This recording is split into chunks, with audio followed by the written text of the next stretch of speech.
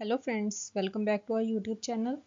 In our previous videos, we completed theory of production topic, right?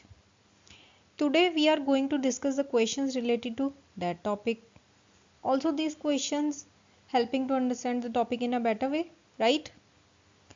ये questions जो important हैं जिससे कि आप कॉन्सेप्ट को इजीली अंडरस्टैंड कर सकते हो, वही क्वेश्चंस जो एग्जाम पॉइंट ऑफ व्यू से इम्पोर्टेंट है, मैंने वही वाले क्वेश्चंस लेके आई हूँ, right? So let's start.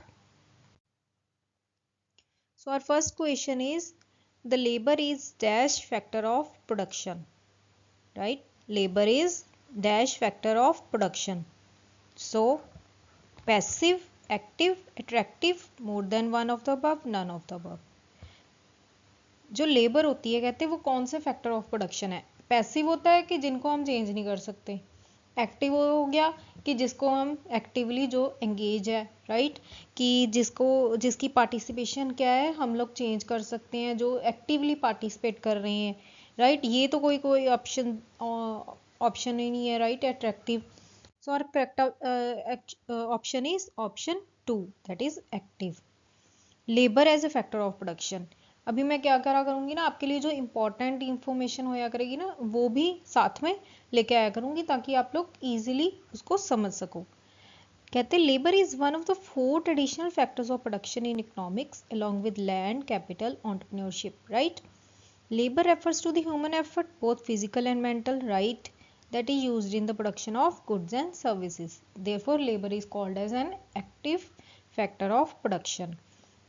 Labor is an active factor of production because it involves the use of human skills and abilities to produce goods and services. Because इसमें क्या होता है, human skills और activities का use होता है to produce goods and services. For example, a factory worker's physical labor is needed. Factory worker कहते हैं उस एक फैक्ट्री में काम करने वाला वर्कर, उसकी क्या चाहिए होती है, फिजिकल लेबर चाहिए होती है to operate machinery and produce goods. While a software engineer क्या हो गया, वो क्या करेगा, मेंटली काम करेगा ना, राइट. उसका तो काम क्या है, सॉफ्टवेयर को हैंडल करना, तो वो क्या करेगा, मेंटली काम करेगा. Mental labour is needed to write code and develop software. The productivity and quality of labor can have a significant impact on a company's output and profits. बिल्कुल कि अगर जो स्पेशलाइज्ड वर्कर्स होंगे, वो क्या करेंगे, वो हमारा जो काम है, प्रोडक्टिविटी है, उनकी जो एफिशिएंसी होएगी वो क्या होएगी, बहुत ज़्यादा होएगी, राइट. जो हमारे प्रोफेशनलाइज्ड लेबर होंगे. सो क्या कहते हैं, जो productivity and quality of labour है उनका बिल्कुल सिग्निफिकेंट इम्पैक्ट पड़ता है कि किस पे पड़ता है, हमारे कंपनी के आउटपुट पे, कंपनी के प्रॉफिट्स पे. Skilled and efficient labour can increase productivity, reduce cost and improve product quality.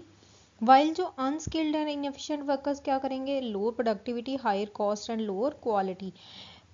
अभी देखो, जो अनस्किल्ड एंड इनएफिशिएंट लेबर होएगी वो क्या करेगी, वो सोचेगी कि जिस तरह हो रहा है मैंने काम करा, मुझे क्या है, मुझे तो पैसे मिलने चाहिए, राइट. बट जिनको हम स्पेशलाइज्ड ट्रेनिंग देते हैं, जिनको हम ट्रेन करते हैं, तो वो क्या सोचेंगे कि हमने कंपनी के लिए ज़्यादा से ज़्यादा प्रॉफिट्स अचीव करने हैं, ज़्यादा से ज़्यादा हमने कंपनी की एफिशिएंसी को अचीव करना है, मैक्सिमम क्या है, हमने आउटपुट को प्रोड्यूस करना है. Therefore, labor is a crucial factor of production that is essential for economic growth and development. कहते हैं जो labor है is a very important factor for economic growth and development. So, labor is an active factor of production. I hope you understand.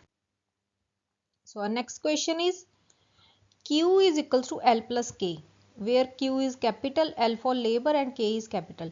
Depicts a production function with, कहते जो हमारा labour and capital को जब हम add करते हैं तो हमारा टोटल आउटपुट आता है, राइट. टोटल आउटपुट आता है, तो कहते वो क्या डिपिक्ट करता है, production relation with decreasing returns to scale, increasing returns to scale, both increasing and constant returns to scale and constant returns to scale. ये हमने कहाँ पे पढ़ा था, ये है कॉब डुगलस प्रोडक्शन फंक्शन. उनके अकॉर्डिंग उन्होंने 2 फैक्टर्स को कंसिडर किया है हमेशा, लेबर प्लस कैपिटल. और उन्होंने बोला है कि जो लेबर एंड कैपिटल है उसकी वैल्यू कितनी होनी चाहिए, 1 होनी चाहिए। सो ये क्या हो जाता है, कांस्टेंट रिटर्न्स टू स्केल। 1 से ज़्यादा होएगी तो क्या हो जाएगा हमारा इंक्रीजिंग, एंड 1 से कम होएगी तो क्या हो जाएगा हमारा decreasing. So correct answer is correct constant returns to scale. Constant returns to scale क्यों कह सकते हैं हम, बिकॉज कांस्टेंट इसलिए कह सकते हैं व्हेन एवर जब हमें एल प्लस के की वैल्यू हमें ये वाली फॉर्म दी होती है तो हम बोलेंगे उसको constant returns to scale. When L plus K greater than 1 दी होती है तो हम बोलेंगे उसको इंक्रीजिंग, एंड लेस देन 1 दी होती है तो हम उसको बोलेंगे decreasing, right. The production function Q is equals to labor plus capital indicates constant returns to scale. In economics, returns to scale refers to changes in output as well as inputs, right? कि जब हम inputs को change करते हैं तो उससे क्या होता है, हमारे आउटपुट में क्या होता है, चेंजेस आते हैं। आर इंक्रीज्ड प्रोपोर्शनेटली, कि जितना हम अपने इनपुट्स को इंक्रीज करेंगे उतनी सेम प्रोपोर्शन में हमारे आउटपुट क्या होंगे, इंक्रीज करेंगे, right. In constant returns to scale, if we double all inputs, output also doubles. तो constant returns to scale क्या डिपिक्ट करता है कि अगर हम अपने inputs को डबल करेंगे तो हमारा आउटपुट भी क्या होएगा, वो भी in doubles. This is unlike increasing returns to scale where output more than doubles when inputs are double, or decreasing returns to scale where output less than doubles when inputs are doubles, right। कहते ये increasing और decreasing से opposite है, जहाँ पे increasing में क्या होता है कि हम अपने इनपुट्स को अगर डबल इंक्रीज कर दें तो हमारा आउटपुट उससे भी ज़्यादा क्या है, ज़्यादा अमाउंट में अचीव करते हैं। वेयर एज इन डिक्रीजिंग में क्या होता है कि हमारे इनपुट्स तो डबल्स इंक्रीज कर रहे हैं बट हमारा आउटपुट क्या है, उतना अचीव नहीं होता। In the given production function, if you double both labor and capital, the output will double, thus suggesting constant returns to scale. कहते हैं अगर आप लेबर एंड कैपिटल को दोनों को डबल करते हो तो कांस्टेंट रिटर्न्स में क्या हो जाता है, दोनों की वैल्यू क्या होती है, आउटपुट की डबल होती है। For example labour is equals to 10 and capital is equals to 10, तो दोनों को प्लस करके कितना आएगा, 20। That means if we double, अगर इन दोनों को डबल कर देंगे तो क्या हो जाएगी हमारी, क्या वैल्यू कितनी हो जाएगी, 40, right. Demonstrating constant returns to scale, कि अगर हम अपने इनपुट्स को डबल कर रहे हैं तो हमारा जो आउटपुट है वो भी क्या करेगा, output also doubles. I hope you clear, right. So moving to next question. In the law of variable proportion, where is the point of change of trend? हमने 3 phases पढ़े थे लॉ ऑफ वेरिएबल प्रोपोर्शन में। Phase 1 में क्या होता है, phase 1 में क्या होता है, हमारा जो टोटल प्रोडक्ट है वो क्या करता है, इंक्रीज करता है at an increasing rate. Phase 2 में क्या होता है, हमारा टोटल प्रोडक्ट क्या हो जाता है, इंक्रीज करता है बट डिक्रीजिंग रेट पे, और जो हमारा मार्जिन प्रोडक्ट है वो क्या हो जाता है, 0। फेज 3 में क्या होता है, हमारा टोटल प्रोडक्ट क्या हो जाता है, falls, and MP becomes negative, MP becomes negative, right. where total product starts decreasing at an increasing rate, where total products start increasing at an increasing rate, where total products start increasing at a decreasing rate, where total products start decreasing at a decreasing rate। ये तो होता ही नहीं है, decreasing eight a decreasing rate, ये वाला phase तो आता ही नहीं है, right. Starts decreasing eight an increasing rate, increasing at an increasing rate, ये तो हमारा हो गया फर्स्ट ट्रेंड, फर्स्ट फेज, ये हमारा हो गया first phase, right. This is first phase. Way total product starts increasing at a decreasing rate, ये क्या हो जाता है हमारा फेज सेकेंड। सो हम लोग क्या कहेंगे, हमारा टोटल प्रोडक्ट यहाँ पे तो इंक्रीज कर रहा है, यहाँ पे भी इंक्रीज कर रहा है बट डिक्रीजिंग रेट में। सो हम क्या कह देंगे, where is the point of change of trend. Change कहाँ पे आया हमारा, चेंज यहाँ पे आया फेज 3 सेकेंड में। The correct answer is total product start increase at a diminishing rate. यहाँ पे क्या हो जाता है हमारा, इसको बोलते हैं change of trend. It states that when the quantity of one factor of production is increased while keeping all other factors constant, it will result in the decline of the marginal product of that factor. कहते अगर हम एक factor of production को increase करी जा रहे हैं जहाँ पे वाइल अदर फैक्टर्स कांस्टेंट, तो उससे क्या हो जाता है, जो हमारा मार्जिनल प्रोडक्ट है उस फैक्टर का डिक्लाइन हो जाता है, होना स्टार्ट हो जाता है. Law of variable proportion is also known as the law of proportionately. When the variable factor becomes more, it can lead to negative value of the marginal product. कि हम ये कह सकते हैं ना कि एक ही अगर हमारे फिक्स्ड फैक्टर पे हम वेरिएबल फैक्टर को इंक्रीज करी जा रहे हैं तो स्टार्टिंग में तो हमें रिजल्ट अच्छे मिलेंगे, but after a certain point of time, एक सर्टेन पॉइंट ऑफ टाइम के बाद क्या हो जाएगा, हमारे जो रिटर्न्स हैं वो क्या हो जाएंगे, डिमिनिश जाने लग जाएंगे. When variable factor is increased while keeping all other factors constant, the total product will increase initially at an increasing rate, right? Next it will decrease, increasing at a diminishing rate, and eventually there will be decline in the rate of production. जब increase कर रहा है increasing rate पे, तब तो क्या हो रहा है, हमारे जो रिटर्न्स हैं वो ऊपर जा रहे हैं, रिटर्न्स हमारे बढ़ रहे होते हैं. But when total product increases at a decreasing rate, जहाँ पे तो हमारे रिटर्न्स क्या हो जाते हैं, नेगेटिव जाने लग जाते हैं, right? Therefore, this phase is called as an change of trend. I hope you understand. Next, in which of the following concepts a buyer is passively involved in an exchange transaction and he accepts whatever is offered to him by a marketer? कहते ये actually ना मेरा market concept का question आ गया, सो चलो कोई बात नहीं, मैं आपको ये समझा दूंगी. कहते जहाँ कौन सा कॉन्सेप्ट होता है जहाँ पे बायर जो है पैसिवली इन्वॉल्व होता है एक्सचेंज ट्रांजैक्शन पे, and he accept whatever is offered to him by a marketer, कि उसका कोई हाथ नहीं होता, उसकी कोई चॉइसेस नहीं पूछी जाती, वो उसको बस ये है कि जो मार्केट में मिल रहा है मैंने वही चीज़ खरीदनी है, उसकी कोई प्रेफरेंस नहीं पूछी जाती, उसकी कोई चॉइस नहीं पूछी जाती, उसका कोई टेस्ट नहीं कंसिडर किया जाता, कुछ नहीं. बायर इज पैसिवली इन्वॉल्व, कि उसको बस ये पता है कि मार्केट में ये चीज़ें अवेलेबल है और मैंने इसी में से क्या करना है, अपनी कंजम्पशन करनी है, राइट? तो वो कौन सा कॉन्सेप्ट होता है, प्रोडक्शन कॉन्सेप्ट होता है, प्रोडक्ट कॉन्सेप्ट होता है, सेलिंग कॉन्सेप्ट होता है, मार्केटिंग कॉन्सेप्ट होता है.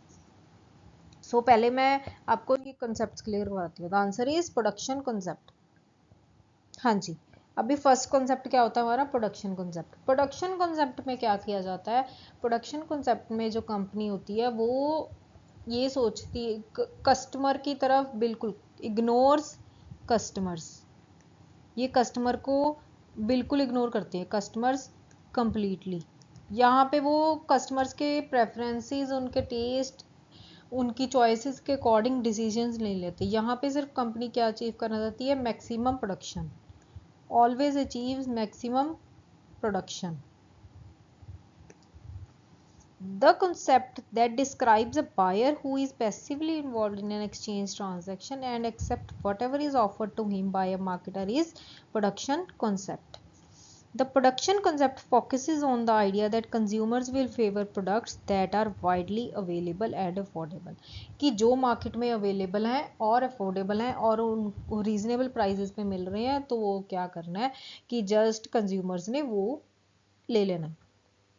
The primary goal of the production-oriented approach is to maximize production efficiency and output, often resulting in a standardized product that is mass produced at low cost. कि उन्होंने बस ये उनका ये according to production concept, every producer aims to achieve a mass production at low cost. कि उन्होंने क्या करना है, mass production करनी है but at a low cost. Cost को कम कर रखना है उन्होंने. इन दिस कॉन्सेप्ट उनके अकॉर्डिंग क्या है, अगर वो कह देते हैं ना कि अगर बल्क में प्रोडक्शन होगी तो क्या हो जाती है, वो कम प्राइस पे अचीव की जा सकती है. In this concept the marketer assumes that the consumers will accept whatever is readily available in the market without specific consideration of their preferences or customizations. कि कंज्यूमर्स की प्रेफरेंसेस, उनकी चॉइसेस, उनके test को consider ना करके क्या किया जाता है, जो कंपनी होती है वो अपनी सिर्फ प्रोडक्शन पे फोकस करती है, राइट? नेक्स्ट आ जाता है सेलिंग कॉन्सेप्ट. सेलिंग कॉन्सेप्ट क्या होता है, The selling concept is a business philosophy that focuses on aggressive selling and promotional efforts to convince customers to purchase a particular product or service. Selling concept में क्या करना है कि जो company होती है वो कस्टमर्स को अप्रोच करती है कि आप लोग आइए हमारा प्रोडक्ट खरीदिए.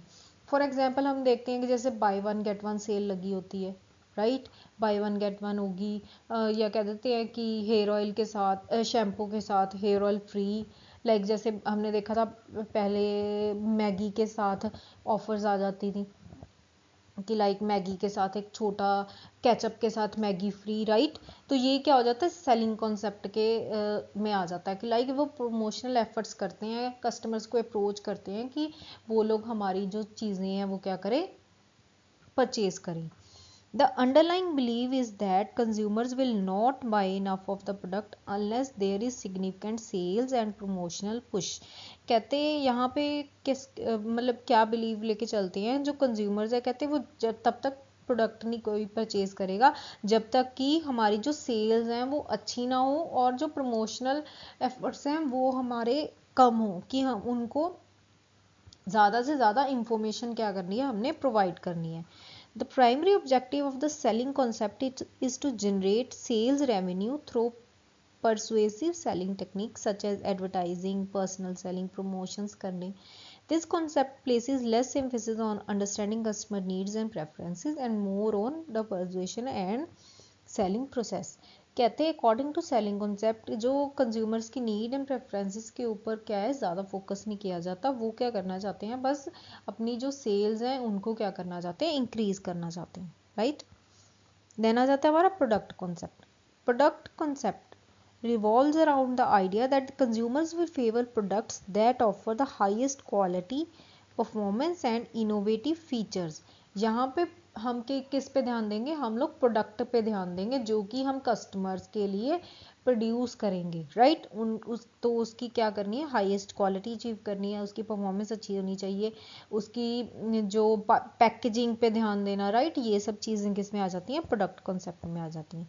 It emphasis continuous product improvement, technological advancements करनी, deliver superior products to the market, कि जहाँ पे हमने क्या करना है, प्रोडक्ट की इम्प्रूवमेंट करनी है, उनमें चेंजेस लेके आने हैं, उसमें टेक्नोलॉजिकल इम्प्रूवमेंट्स करनी है, उसकी पैकेजिंग जो है अच्छी होनी चाहिए, आई कैचिंग होनी चाहिए, राइट. आई कैचिंग मीन्स कि कुछ प्रोडक्ट्स ऐसे होते हैं जो लुक वाइज जो कंज्यूमर है वो लुक के अकॉर्डिंग परचेज करते हैं, राइट.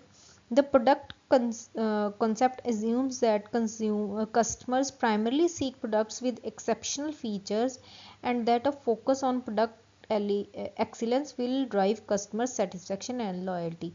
कि जितना हम अपने प्रोडक्ट को क्या करेंगे, अच्छा बनाएंगे, इम्प्रूव करेंगे उसकी क्वालिटी, तो फिर उससे क्या होएगा, जो कस्टमर है उसको सेटिस्फेक्शन मिलेगी और हमें उनकी क्या मिलेगी, लॉयल्टी. लॉयल्टी लाइक कि अगर हमारे पास हमारा कस्टमर है हमसे डिलाइट हो रहा है, राइट. अगर हम एक कंपनी कस्टमर को डिलाइट कर पा रही है तो फिर वो कस्टमर क्या करेगा, उस कंपनी के लिए लॉयल रहेगा कि हमेशा यहीं से अपनी जो क्या है परचेजिंग करेगा. Companies adopting the product concept devote significant resources to research and development, product design, right, कि वो रिसर्च एंड डेवलपमेंट पे फोकस करते हैं, प्रोडक्ट डिज़ाइन पे फोकस करते हैं, क्वालिटी कंट्रोल पे फोकस करते हैं, to create and maintain a competitive edge based on product attributes, ताकि जो है हम लोग मार्केट में जो कंपटीशन, राइट, कॉम्पिटिटर्स से मिलता है उसको क्या कर सके, बीट कर सके.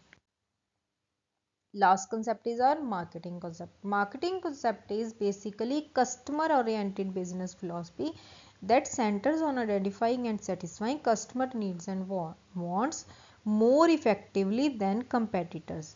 यहाँ पे हमने क्या करना है, कस्टमर के पॉइंट ऑफ व्यू से प्रोडक्शन करनी है. मार्केटिंग में क्या आ जाता है कि हमने कस्टमर की नीड्स, प्रेफरेंसेस, उनकी चॉइसेस, उनकी टेस्ट, उनके जो उनसे क्या करना है, हमने रिलेशंस बना के रखने हैं, राइट. इन सब चीज़ों के बारे में क्या आ जाता है, वो क्या किस में आ जाता है, मार्केटिंग कॉन्सेप्ट में आ जाता है.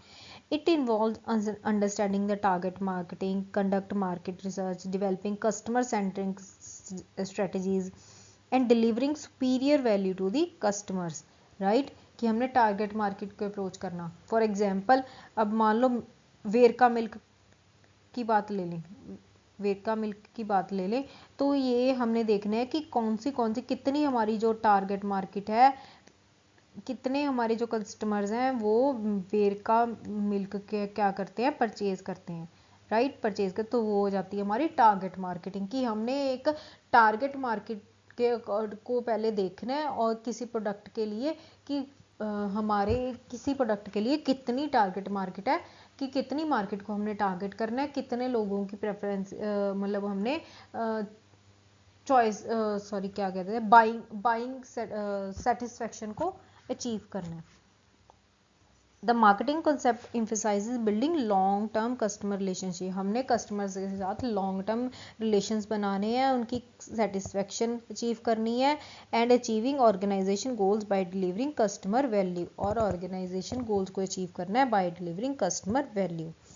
It considers the entire marketing process including product development आ जाता है, pricing, promotion and distribution with the focus on meeting customer needs and generating customer loyalty and profitability, कि हमने customer की loyalty और profitability को achieve करना है, right? These four are concepts of marketing. Now next question, if an estimated Cobb-Douglas production function capital is equal to 0.6 and labor is equal to 0.8, what type of returns of scale does this production function indicates? आपको पता है कि quantity is equal to labor plus capital, right, according to Cobb-Douglas production function, then labor की value क्या है 0.6 and capital की कितनी है 0.6 and labor की क्या है 0.8, 0.6 plus 0.8 आंसर कितना आ जाएगा 1.4, which is greater than 1, therefore it is considered as increasing returns to scale. Increasing returns to scale. The Cobb-Douglas production function is a particular functional form of production function widely used to represent the technological relationship between the amounts of two or more inputs and the amount of output that can be produced by those inputs. यहाँ पे हमने सिर्फ दो inputs को लेकर चलना है, labor and capital को, और उनको यूज करके हम लोग जो output को produce कर पा रहे हैं, that is according to Cobb-Douglas production function. Alpha plus beta is equals to 1 means constant returns to scale, less than 1 decreasing and greater than 1 are increasing returns to scale, right? I hope you clear. Next question, when the sum of exponents exceeds 1 in the Cobb-Douglas production function it causes which of the following? अगर वो exceed कर रही है दोनों की value 1 से तो वो क्या डिपिक्ट करती है, increasing returns to scale. In the short run production function which of the following is correct? Short run production function means क्या बोलते हैं हम उसको, law of variable proportion और law of changes of trend, right? ये भी second name है ना, हमने पढ़ा था. Then which of the following is correct? Technology is assumed to change as labor input changes. Technology is assumed to change as capital stock changes. Technology is assumed to change positively until diminishing returns set in. Technology is assumed to be constant for a given production functional relationship. हाँ जी, short run production में technology change होती है, technology क्या रहती है, हमेशा constant रहती है. Sir option is technology is assumed to be constant for a given production function relationship. constant जो टेक्नोलॉजी है वो हमेशा हमारी क्या है, हमने मान के चलना है कि जो हमारी टेक्नोलॉजी है वो ऑलवेज लॉन्ग टर्म में चेंज करती है. The correct statement is technology is assumed to be constant for a given production function relationship because in the short run the relationship between one variable factor keeping all other factors fixed and the output. Next, the law of variable proportion is a rule that shows the behavior of, कहते law of variable proportion किस चीज़ का behavior क्या है हमें show करता है, cost का, distribution का, production का, more than one of the above. जो law of variable proportion है वो किससे related है, वो हमारे पास प्रोडक्शन से रिलेटेड है. तो वो किसका बिहेवियर शो करेगा हमारे पास, हमें प्रोडक्शन का, because it is related to theory of production, right. Law of variable proportion, each firm employs fixed and variable factors to manufacture different levels of output, right। कि जो हर एक फर्म होती है वो क्या एम्प्लॉय करती है, फिक्स्ड और वेरिएबल फैक्टर्स को, ताकि वो डिफरेंट जो लेवल्स ऑफ आउटपुट हैं वो अचीव कर सके। As here the fixed factor क्या होता है, remains constant, the level of output is affected by the employment of fixed factor. तो फिर जो हमारा आउटपुट है वो किस पे बेस करता है, किस पे डिपेंड करता है, राइट, किस पे डिपेंड करता है, वेरिएबल फैक्टर्स पे। The behavior of output changes due to changes in the variable factors and is analyzed by law of variable proportion.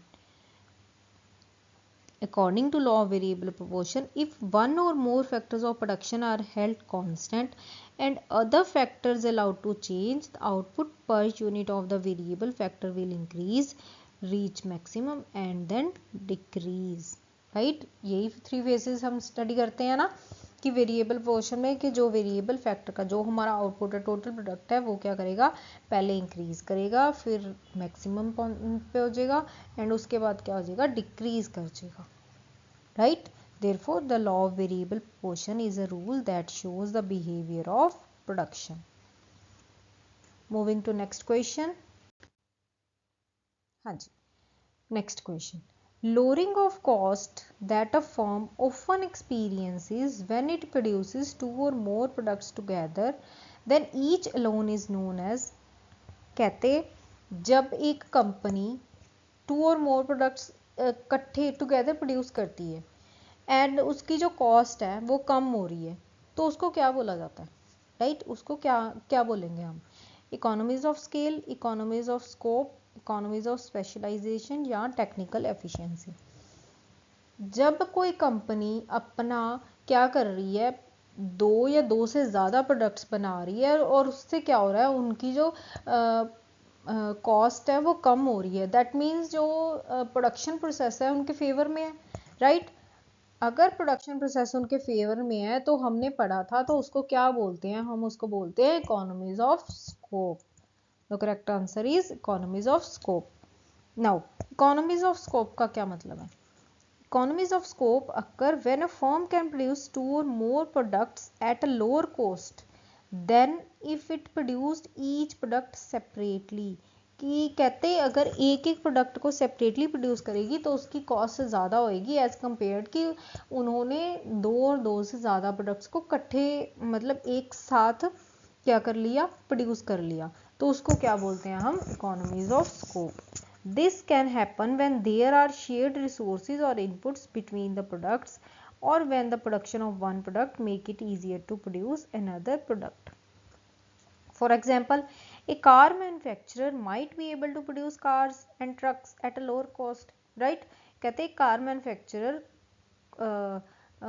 Cars भी प्रोड्यूस कर सकता है, ट्रक्स भी प्रोड्यूस कर सकता है at a lower cost than if it produced each product separately.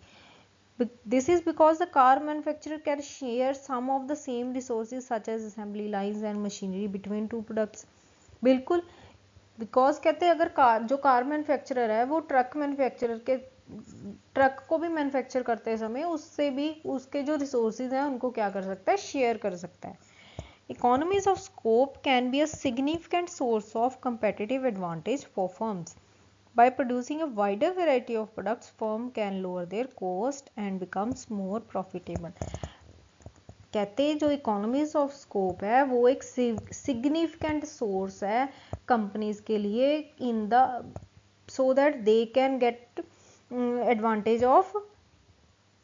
advantage of wide variety of products by lowering their cost, right? Then Which of the following is considered production in economics?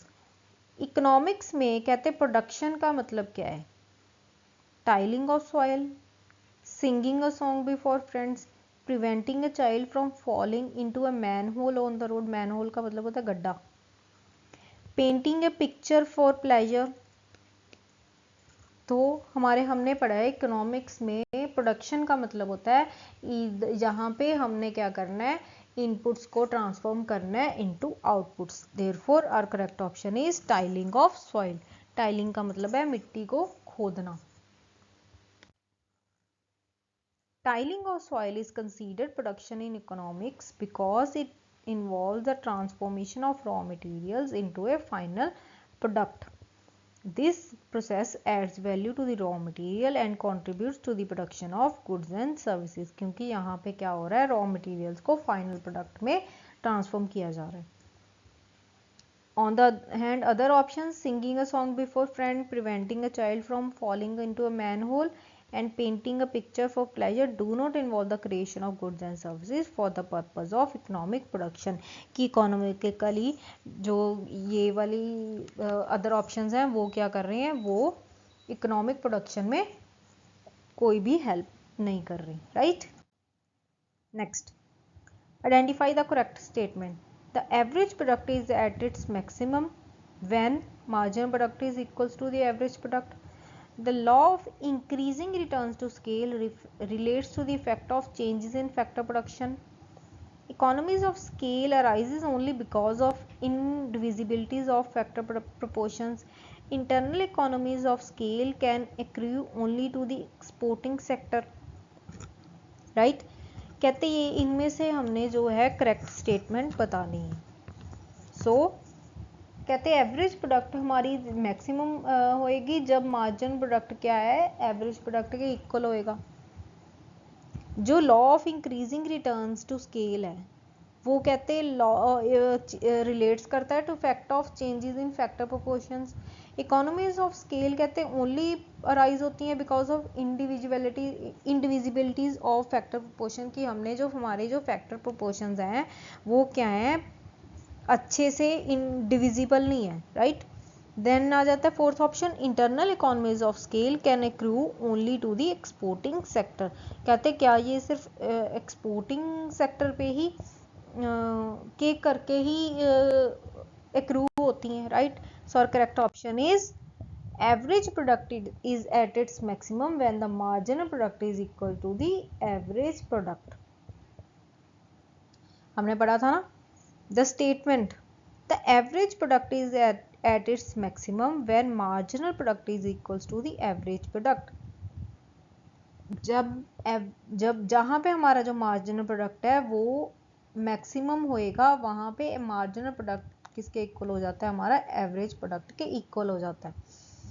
This is because the average product is calculated by dividing the total product by the quantity of input used. बिल्कुल हमें पता ही है.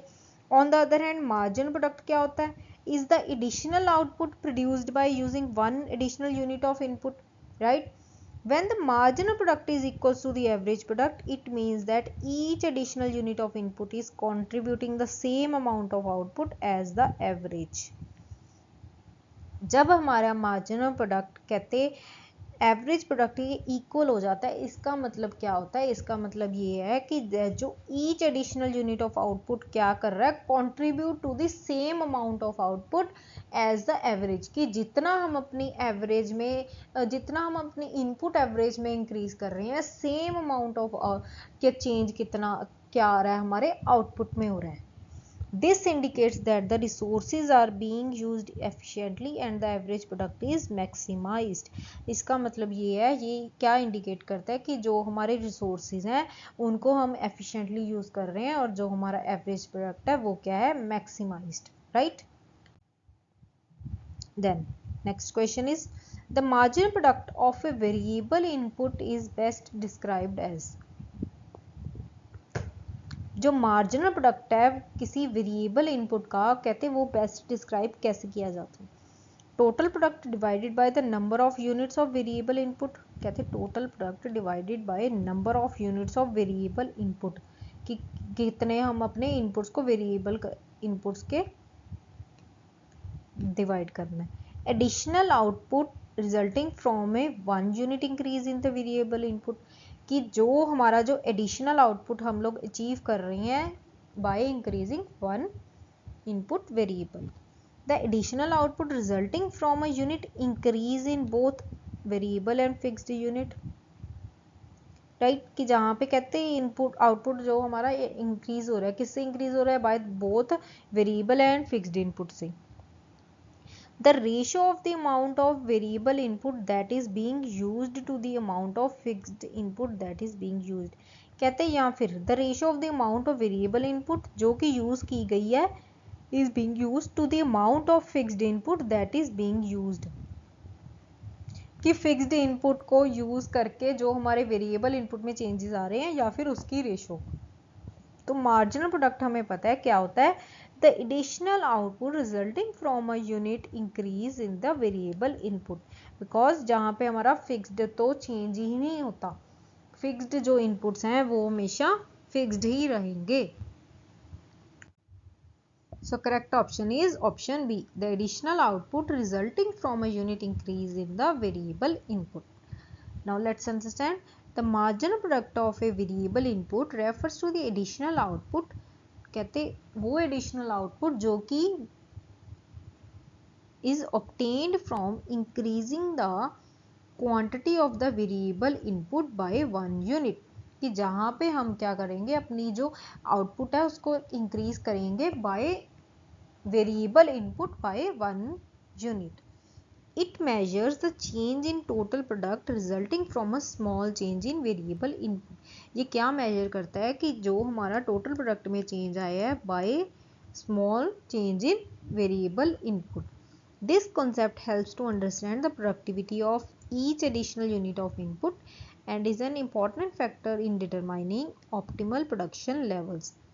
कहते हैं इस ये वाला जो कॉन्सेप्ट है वो हमें क्या करता है कि हम जो प्रोडक्टिविटी है हर एक एवरी यूनिट की क्या कर सकते हैं, उसको बेटर अंडरस्टैंड कर सकते हैं, right. Next, diminishing marginal return implies, जो डिमिनिशिंग मार्जिनल रिटर्न है, डिमिनिशिंग मार्जिनल रिटर्न मीन्स जहाँ पे हमारा जो मार्जिनल प्रोडक्ट है वो क्या हो जाता है, फॉल करता है एंड उसके बाद क्या हो जाता है हमारा मार्जिनल प्रोडक्ट नेगेटिव हो जाता है। वो कहते हैं क्या इम्प्लाइज करता है, decreasing average variable cost, decreasing marginal cost, increases marginal cost, decreasing average fixed cost. जो हमारा डिमिनिशिंग मार्जिनल रिटर्न्स है वो क्या इम्प्लाइज करता है, देखो अगर डिक्रीज करेगा तो हमारा मार्जिनल, अगर हमारी कॉस्ट ही डिक्रीज कर रही है तो हमारे मार्जिनल रिटर्न डिमिनिश कैसे हो सकते हैं। अगर हमारी कॉस्ट इंक्रीज कर रही है तो हमारे रिटर्न्स तो अप होने चाहिए ना, राइट, हमारे रिटर्न्स अप होने चाहिए because there is an opposite relationship between cost and price sorry output. जितनी हमारी कॉस्ट कम होगी उतने फिर हमारे आउटपुट इंक्रीज करेंगे, राइट। देयरफॉर ये वाले तीनों ऑप्शन तो डिक्रीजिंग है, तो हमारा आंसर क्या आ जाएगा, increasing marginal cost. So correct answer is increasing marginal cost. Diminishing marginal returns implies that as more units of variable input are added to a fixed input, कहते जितने जितने हम लोग वेरिएबल इनपुट्स को ऐड ऑन करते जाएंगे to a fixed input, the additional output produced by each additional unit of the variable input will start to decrease. जो हमारा एडिशनल आउटपुट प्रोड्यूस किया जाएगा by each additional unit of the variable input वो क्या करने लग जाएगा, will start to decrease. This means that the marginal cost of producing each additional unit will increase. इससे क्या होता है, जो हमारी marginal cost है वो हर additional unit of output के लिए increase करने लग जाती है।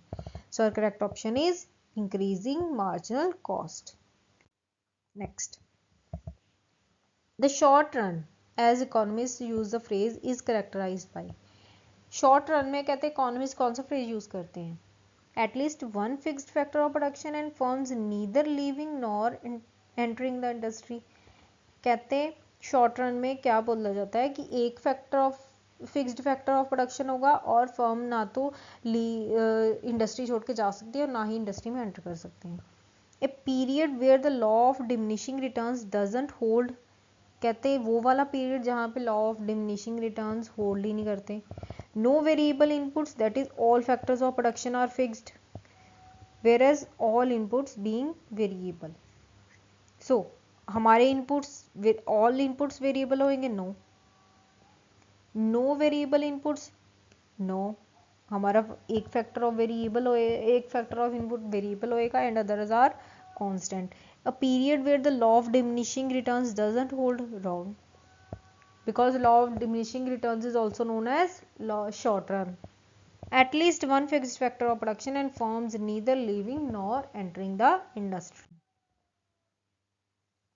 Because in the short run there is at least one fixed factor of production, meaning that there is at least one input that can't be changed easily or adjusted.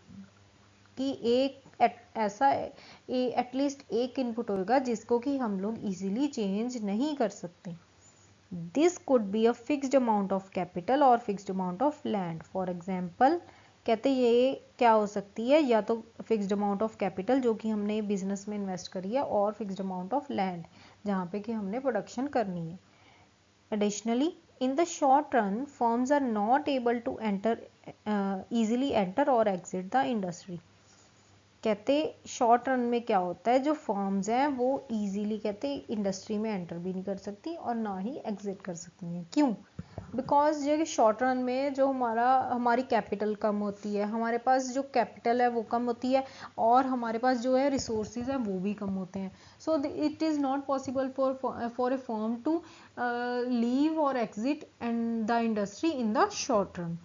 This means that the number of firms in the industry remains constant and new firms cannot enter to compete or existing firms cannot exit to reduce competition.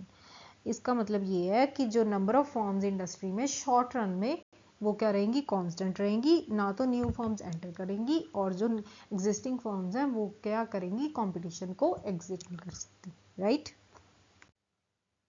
Next question. The marginal average and total product curves encountered by the firm producing in the short run exhibit all of the following relationships except. जो हमारी marginal है, total है और average product की जो curves बनती हैं short run में, वो कौन से रिलेशनशिप को इस्टेब्लिश करती हैं. When the total product is rising, average and marginal product may be either rising और falling.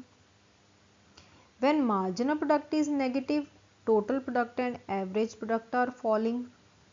When average product is at its maximum, marginal products equal average cost product and total product is rising. When marginal product is at its maximum, average product equals marginal product and the total product is rising. कहते हैं जहाँ पे marginal product क्या करेगा, maximum करेगा, average product equal हो जाएगा marginal product के, एंड टोटल प्रोडक्ट क्या करेगा, हमारा राइज कर जाएगा. तो शॉर्ट रन में हमने पढ़ा था हमारे पास 3 फेजेस आते हैं. हमने ये करा था, हमारी जो टोटल कर्व है वो पहले राइज करती है, फिर एक पॉइंट पे आ जाता है हमारी जो ये क्या है, हमारी टोटल प्रोडक्ट कर्व है. ऑन द अदर हैंड हमने देखा था हमारी जो मार्जिनल कर्व है वो क्या करती है, जहाँ पे हमारी टोटल प्रोडक्ट मैक्सिमम होएगा वहाँ पे हमारा जो मार्जिन प्रोडक्ट है वो क्या होएगा, 0 होएगा. आफ्टर दैट वो क्या हो जाएगा, नेगेटिव हो जाएगा. ऑन द अदर हैंड हमारी जो एवरेज कॉस्ट कर्व है वो क्या हो जाएगी, जहाँ पे मार्जिनल कॉस्ट हमारी मैक्सिमम होएगी उस टाइम पे जो एवरेज कॉस्ट कर्व है, एवरेज कॉस्ट कर्व क्या कर जाएगी, दोनों इक्वल हो जाएंगी. एवरेज कॉस्ट कर्व कभी भी नेगेटिव नहीं होगी, यहाँ पे इक्वल हो जाएंगी. ये है हमारी एवरेज कॉस्ट कर्व, ये है हमारी marginal cost curve. Right. So correct answer is option D. When marginal product is maximum, जो हमारा एवरेज प्रोडक्ट इक्वल हो जाएगा मार्जिनल प्रोडक्ट के, एंड टोटल प्रोडक्ट हमारा इंक्रीज करेगा. Right.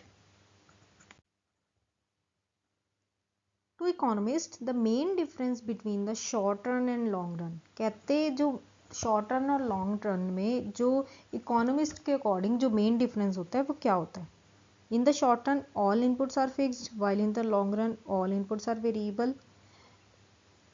Second, in the short run the firm varies all of its inputs to find the least cost combination of inputs.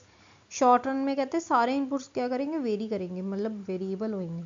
In the short run at least one of the firm's input level is fixed. In the long run the firm is making a constant decision about how to use existing plant and equipment efficiently. जो main difference होएगा short run में वो क्या कहेगा, at least one of the firm's input level is fixed.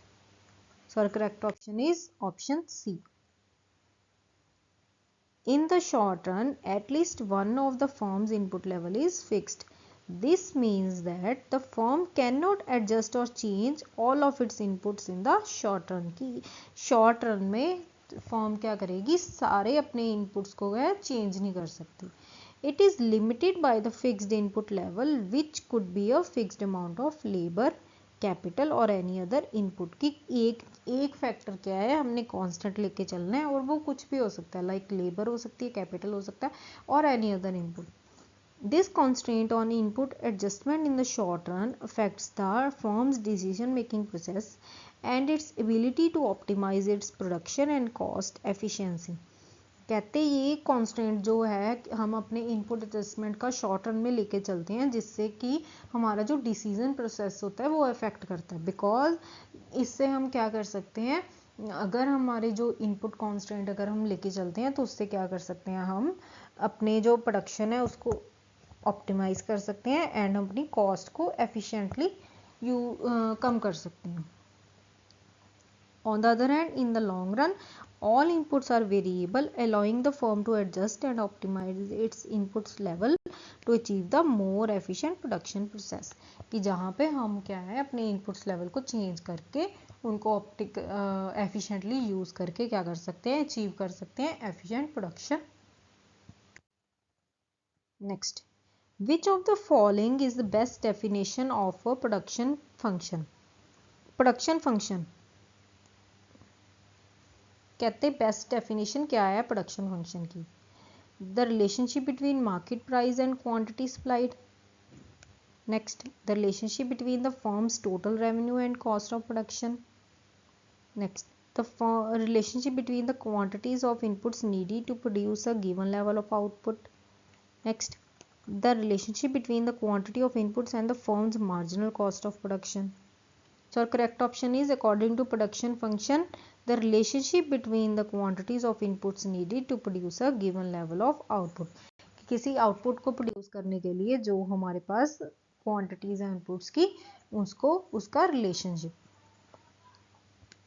The best definition of the production function is the relationship between the quantities of input needed to produce a given level of output. कि एक given level of output को achieve करने के लिए हमें कितने inputs की ज़रूरत होती है. This means that the production function shows how much of each input like such as labour capital is required to produce a certain amount of output. कि हमें कितने अमाउंट ऑफ इनपुट्स की ज़रूरत पड़ेगी अगर हमने एक सर्टेन अमाउंट ऑफ आउटपुट को अचीव करना है. It helps to determine the most efficient combination of inputs to achieve a desired level of production.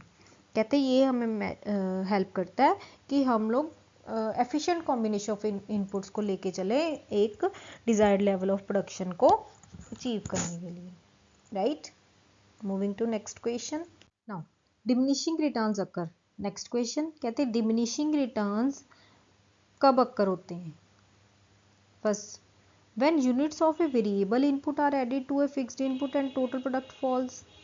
कहते हैं जब हम एक फिक्स्ड इनपुट पे अपने वेरिएबल इनपुट्स को इंक्रीज करते रहते हैं, ऐड ऑन करते रहते हैं, तो हमारा टोटल प्रोडक्ट फॉल होता है. तब when units of variable input are added to a fixed input and marginal product fall, जहाँ पे हमारा marginal product fall करता है.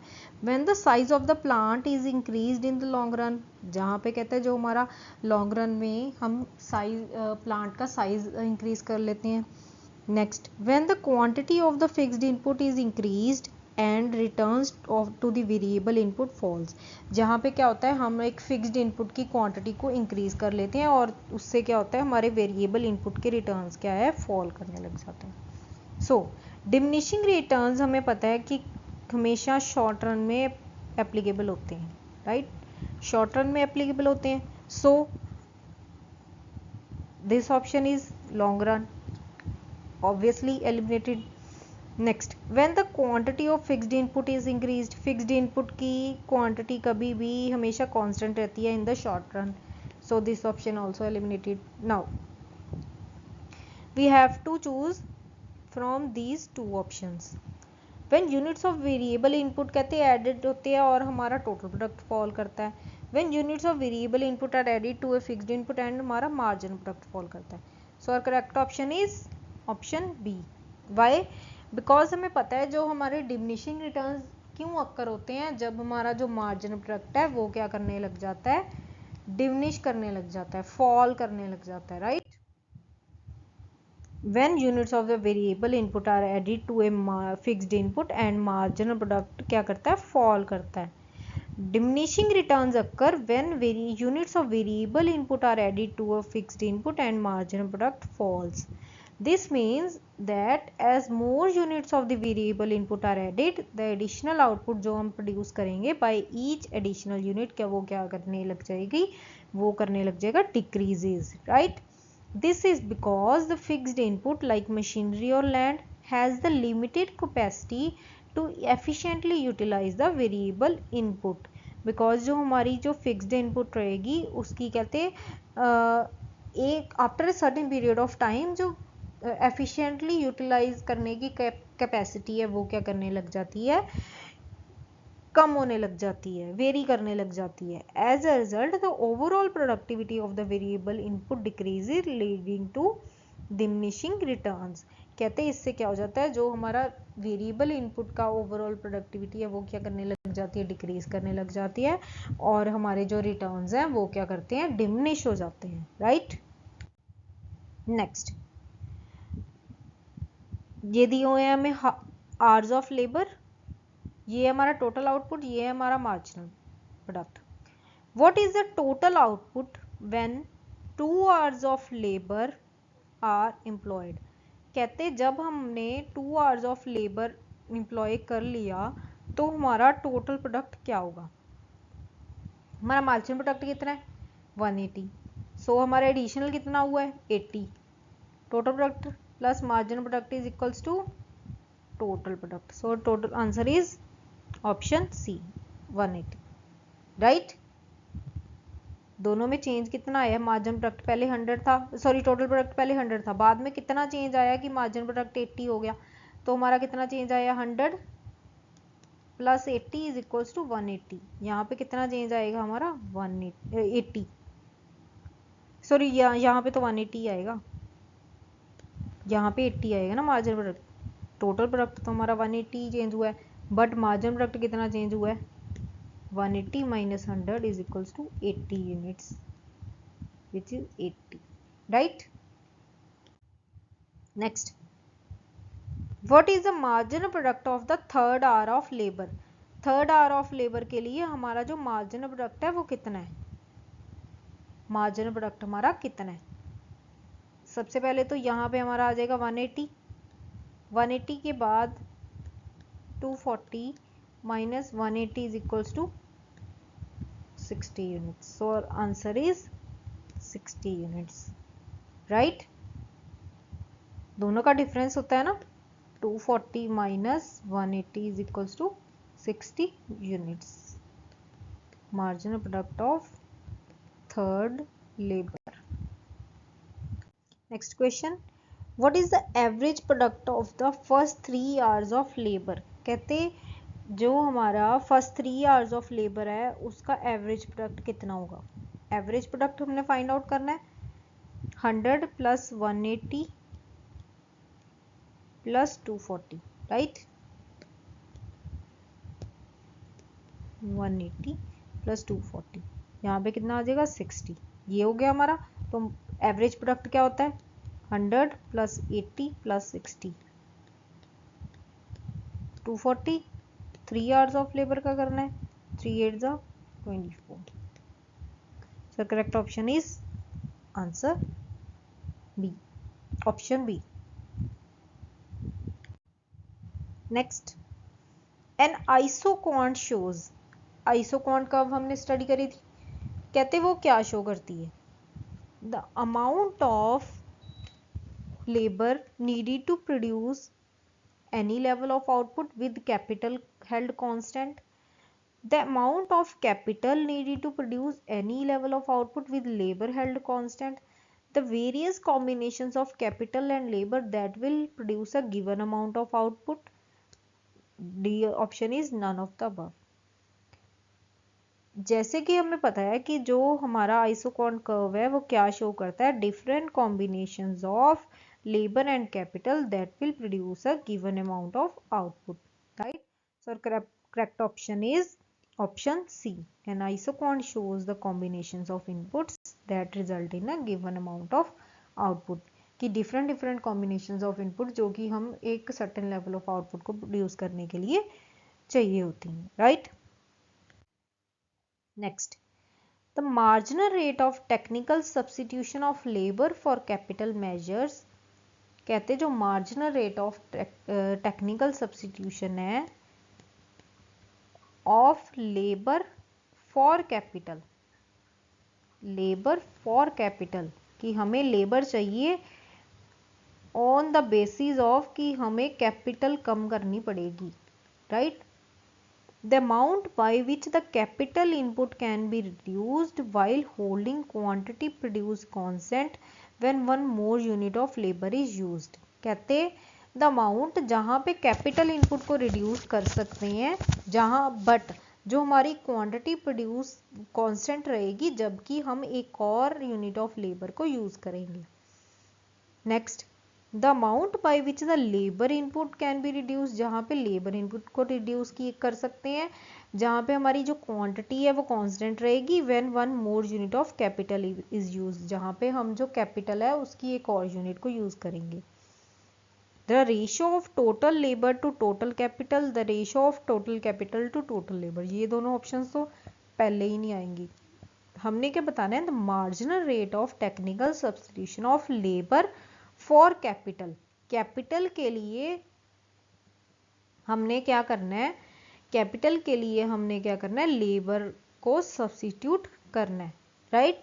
सो correct option is option A, which the capital input can be reduced while when one more unit of labor is used, right? कि जहां पे हमने क्या करना है, कैपिटल को marginal rate of technical substitution कहते हैं is the amount by which one input can be reduced when one more unit of other input is added while holding output constant, जब हम अपने आउटपुट को कांस्टेंट लेके चलते हैं.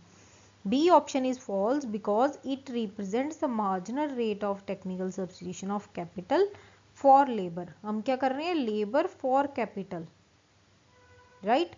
जहां पे हम क्या कर रहे हैं, लेबर को इंक्रीज कर रहे हैं और कैपिटल को डिक्रीज कर रहे हैं. Next, fixed inputs are resources. कहते हैं फिक्स्ड इनपुट्स वो होते हैं whose quantities do not change in the short run, whose quantities do not change in the long run, whose quantities can be changed at any time, which are too large and bulky to be moved easily. हमें पता है जो fixed inputs होते हैं वो क्या होते हैं, जिनकी क्वांटिटीज हम लोग शॉर्ट रन में चेंज नहीं कर सकते. Sir option answer is option A. Next, the short run is defined as the period of time. Short run कहते हैं वो टाइम पीरियड होता है in which all inputs are fixed, in which at least one input is fixed, in which no inputs are fixed, of 1 year or less. Short run कहते हैं वो कौन सा टाइम पीरियड होता है जहां पे at least one input is fixed.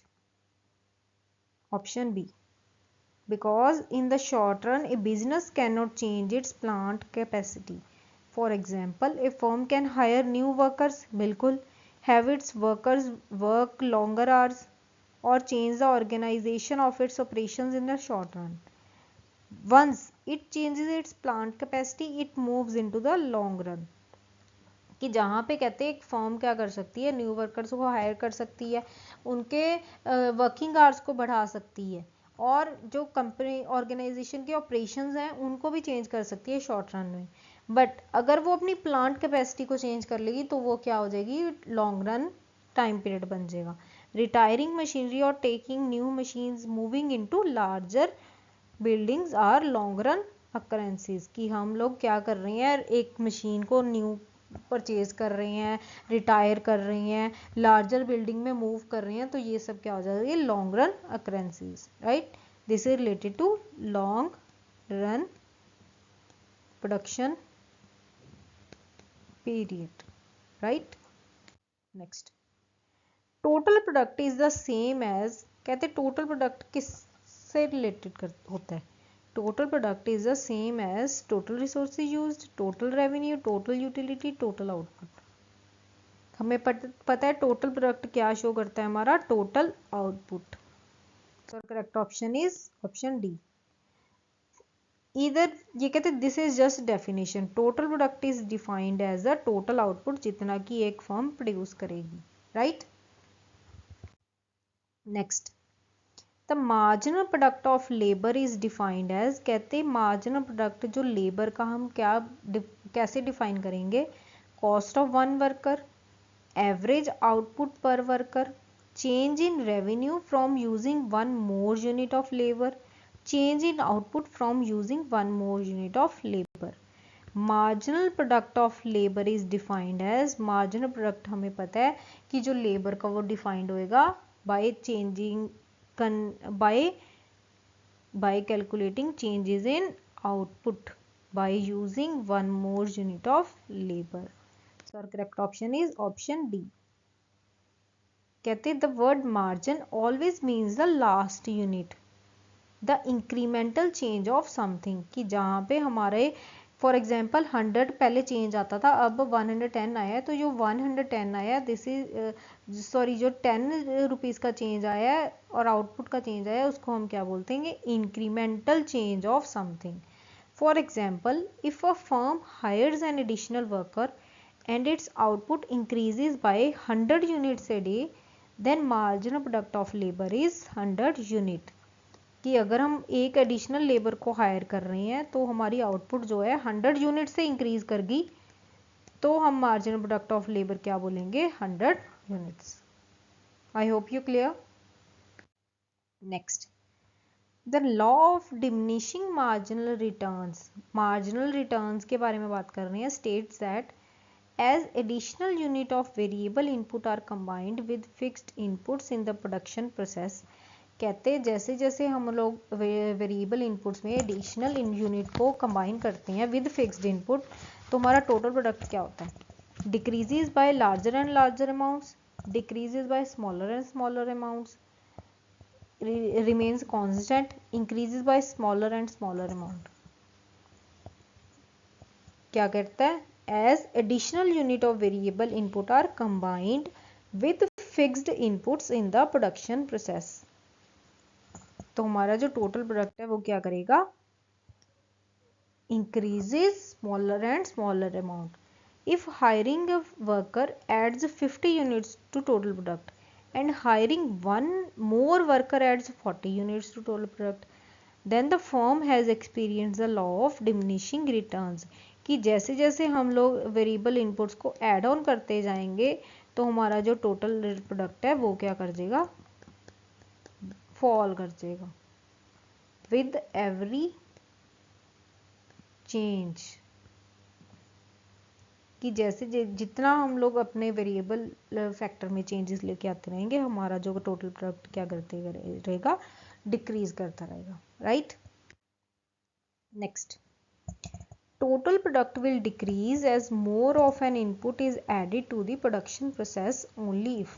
कहते हैं हमारा जो टोटल प्रोडक्ट है वो डिक्रीज कर रहा है as more of an input is added to the production process। कब डिक्रीज करेगा हमारा जो टोटल प्रोडक्ट है, when marginal product is decreasing, when marginal product is negative, the product is an inferior good, when marginal product is zero। हमें पता है कि जब मार्जिनल प्रोडक्ट ज़ीरो होएगा, मार्जिनल प्रोडक्ट इंक्रीज करेगा, फर्स्ट मार्जिनल प्रोडक्ट इंक्रीज करेगा तो हमारा टोटल प्रोडक्ट क्या करेगा, इंक्रीज करेगा। When marginal product is zero, total product increasing but at a decreasing rate. When marginal product becomes negative, total product falls. Therefore, our correct option is marginal product is negative.